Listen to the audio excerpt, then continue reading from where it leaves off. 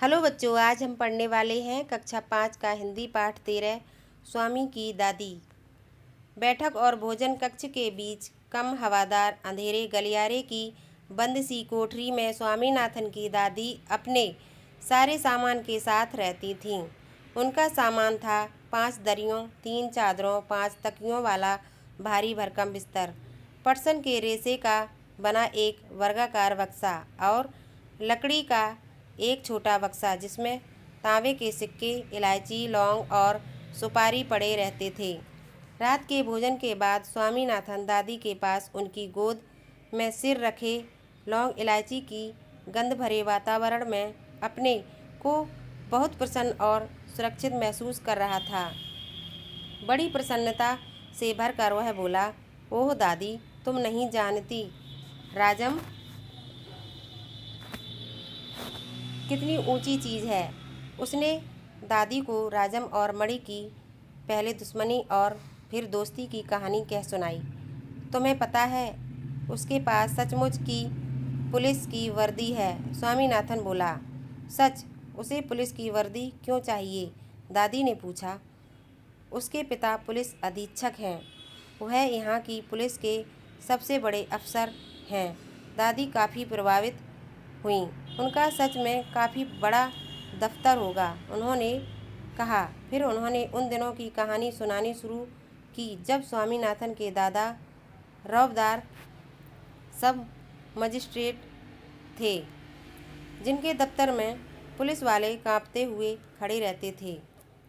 उनसे डरकर खूंखार से खूंखार डाकू तक भाग खड़े होते थे। स्वामीनाथन अधीर होकर उनकी कहानी खत्म होने का इंतज़ार करने लगा, लेकिन दादी बोलती ही गई, इधर उधर भटकती हुई और अलग अलग समय पर घटी घटनाओं को गड्ढमड्ढ करती हुई। बस काफ़ी है दादी, उसने रूखे स्वर में कहा। मैं तुम्हें राजम के बारे में कुछ बताना चाहता हूँ। जानती हो उसे गणित में कितने नंबर मिलते हैं? सारे नंबर मिलते होंगे, है ना? दादी ने पूछा। अरे नहीं, उसे 100 में से 90 मिलते हैं। चलो अच्छा है, लेकिन तुम्हें भी मेहनत करके उसकी तरह नंबर लेने चाहिए। तुम्हें पता है, तुम्हारे दादा कभी कभी ऐसे उत्तर लिखते थे कि परीक्षकों को भी चकित कर देते थे। किसी सवाल का जवाब देने में वे दूसरों के मुकाबले 10वां हिस्सा वक्त लेते थे और फिर उनके जवाब इतने शानदार होते थे कि कभी कभी उनके अध्यापक उन्हें 200 नंबर तक दे देते थे।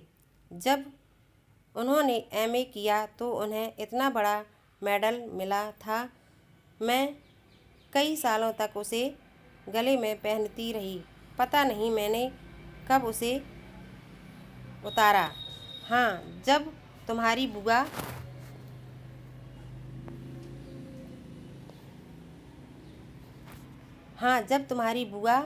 पैदा हुई। नहीं, तुम्हारी बुआ नहीं, तुम्हारे पिता।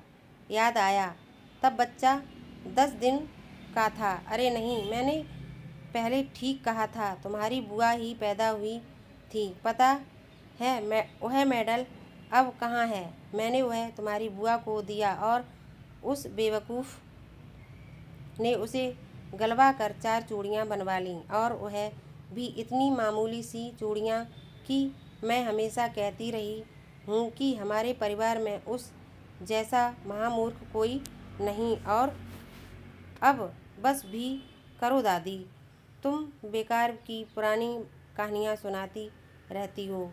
क्या तुम राजम के बारे में नहीं सुनना चाहती? हाँ हाँ, बोलो दादी। जब राजम छोटा सा लड़का था तो उसने शेर मारा था। सच? बड़ा बहादुर लड़का है। तुम यह बात मुझे खुश करने के लिए कह रही हो? तुम्हें यकीन नहीं हुआ होगा। स्वामी नाथन ने बड़े उत्साह से कहानी शुरू की। राजम के पिता एक जंगल में डेरा डाले हुए थे। राजम उनके साथ अचानक 2 शेर उन पर झपटे और एक ने पीछे से हमला करके पिता को गिरा दिया। दूसरे ने राजम का पीछा किया। राजम एक झाड़ी के पीछे छुप गया और वहीं से गोली चलाकर शेर को मार डाला। दादी, क्या तुम सो गईं? उसने कहानी खत्म होने पर पूछा। नहीं बेटा, सुन रही हूँ। अच्छा बताओ, कितने शेर आए थे? 2 शेर राजम पर झपटे थे, दादी ने जवाब दिया। स्वामीनाथन दादी के गलत जवाब से चिढ़ गया। मैं तुम्हें इतनी ज़रूरी बातें बता रहा हूँ और तुम नींद में न जाने क्या क्या ऊल जलूल कल्पना किए जा रही हो। अब मैं तुम्हें कुछ नहीं बताऊंगा। मैं जानता हूँ तुम क्यों ऐसा कर रही हो। तुम राजम को पसंद नहीं करती। नहीं नहीं, वह तो बहुत प्यारा लड़का है, दादी ने बड़े विश्वास से कहा। उन्होंने राजम को देखा तक नहीं था। स्वामीनाथन खुश हो गया। दूसरे ही क्षण उसके मन में एक नया संदेह पैदा हुआ। दादी, शायद तुम्हें शेर की कहानी पर विश्वास नहीं हो रहा है।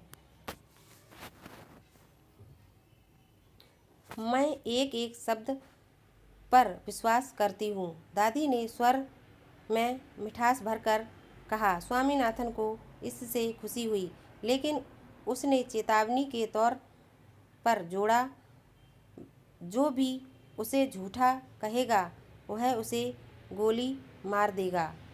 दादी ने इसका समर्थन किया और हरिश्चंद्र की कहानी सुनाने की बात कही, जिसने वचन का पालन करने के लिए सिंहासन, पत्नी और बच्चे को खो दिया और अंत में उसे सब कुछ वापस मिल गया। उसने कहानी आधी ही सुनाई थी कि स्वामीनाथन खर्राटे लेने लगा। दादी भी रुक रुक कर बोलने लगीं, फिर वह भी सो गईं। थैंक यू बच्चों।